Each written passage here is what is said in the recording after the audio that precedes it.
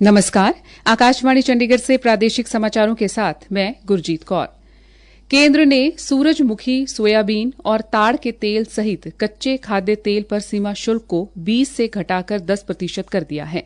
अब कच्चे और रिफाइंड खाद्य तेलों के बीच आयात शुल्क अंतर 8.75% से 19.25% हो गया है। उपभोक्ता कार्य, खाद्य और सार्वजनिक वितरण मंत्रालय ने कहा है कि उसका उद्देश्य खाद्य तेलों की खुदरा कीमतों को कम करना, उपभोक्ताओं को राहत देना और मुद्रास्फीति को नियंत्रित करना है।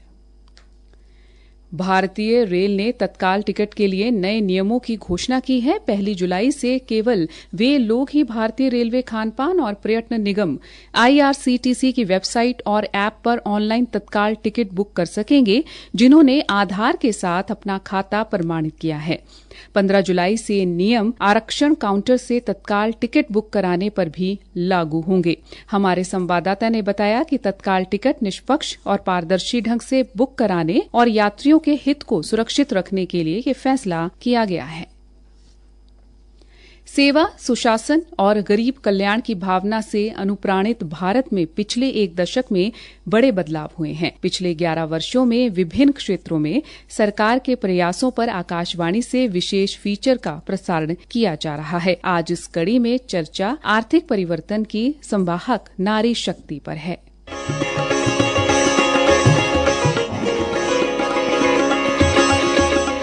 पिछले दशक में भारत में एक मौन आर्थिक क्रांति घटित हुई है। इनमें से एक का नेतृत्व महिलाओं ने किया है। गांवों में स्वयं सहायता समूहों से लेकर शहरों में उद्यमियों तक महिलाएं अब अर्थव्यवस्था में सिर्फ भागीदार नहीं हैं, बल्कि परिवर्तन की शक्तिशाली वाहक भी हैं। प्रधानमंत्री मुद्रा योजना के तहत वितरित 52.5 करोड़ ऋणों में से लगभग 68% ऋण महिलाओं को दिए गए हैं, जिससे उन्हें छोटे व्यवसाय शुरू करने, उद्यमों का विस्तार करने और आर्थिक आत्मनिर्भरता प्राप्त करने में मदद मिली है। स्टैंड अप इंडिया योजना के तहत उद्यमिता को बढ़ावा देने के लिए 2,70,000 से अधिक ऋण स्वीकृत किए गए हैं। इनमें से लगभग 83% ऋण महिलाओं को दिए गए हैं। दीनदयाल अंत्योदय योजना, राष्ट्रीय ग्रामीण आजीविका मिशन के तहत 10 करोड़ से अधिक ग्रामीण महिलाओं को लगभग 91 लाख स्वयं सहायता समूह में संगठित किया गया है। लखपति दीदी पहल से 1 करोड़ 48 लाख से अधिक महिलाएं प्रतिवर्ष न्यूनतम 1 लाख या उससे अधिक कमा रही हैं। सरकार ने मिशन शक्ति के माध्यम से संस्थागत सहायता भी दी है, जो सुरक्षा को सशक्तिकरण से जोड़ती है। अंतरिक्ष मिशन से लेकर जमीनी स्तर के शासन तक, रसोई से लेकर बोर्डरूम तक नारी शक्ति आगे बढ़ रही है, पहले से कहीं अधिक मजबूत, स्वतंत्र और दृढ़ बनकर। आकाशवाणी समाचार के लिए विष्णु PS की रिपोर्ट के साथ समाचार कक्ष से दुर्गा प्रसाद। विकसित भारत का अमृतकाल,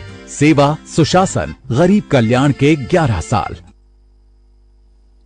21 जून को अंतर्राष्ट्रीय योग दिवस के उपलक्ष्य में नई दिल्ली में आकाशवाणी के रंग भवन में कार्यस्थल पर योग कार्यशाला का आयोजन किया गया। आकाशवाणी समाचार से बातचीत में डॉक्टर चतुर्वेदी ने योग को एक ऐसा संकल्प बताया जिसका कोई दूसरा विकल्प नहीं है।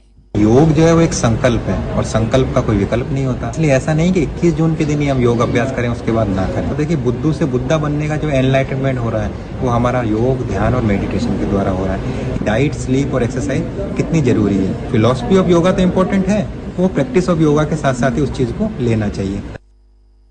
हरियाणा के राजस्व एवं आपदा प्रबंधन की वित्त आयुक्त डॉक्टर सुमिता मिश्रा ने कल आगामी मानसून से पहले राज्य की तैयारियों की समीक्षा की। सभी उपायुक्तों के साथ हुई इस बैठक में डॉक्टर मिश्रा ने बाढ़ से निपटने के लिए पुख्ता प्रबंध किए जाने और रणनीतिक दृष्टिकोण पर जोर दिया और गुणवत्तापूर्ण साइट निरीक्षण, समय पर सभी तैयारी करने का निर्देश भी दिया। डॉक्टर मिश्रा ने उपायुक्तों को जमीनी स्तर पर मॉक ड्रिल सहित व्यापक आकस्मिक योजना सुनिश्चित करने का भी निर्देश दिया। उन्होंने अधिकारियों को सभी पंपिंग इंफ्रास्ट्रक्चर और मानव शक्ति का सही इस्तेमाल, बाढ़ग्रस्त हॉटस्पॉट की पहचान करने और प्रत्येक महत्वपूर्ण क्षेत्र के लिए जिम्मेदार अधिकारियों को नामित करने का निर्देश दिया। शहरी जल प्रवाह को रोकने पर विशेष ध्यान देने के साथ पंप ऑपरेटरों और सहायक कर्मचारियों की उपस्थिति और तैनाती पर बारीकी से नजर रखने के भी निर्देश दिए गए। इसी के साथ ये समाचार बुलेटिन समाप्त हुआ। नमस्कार।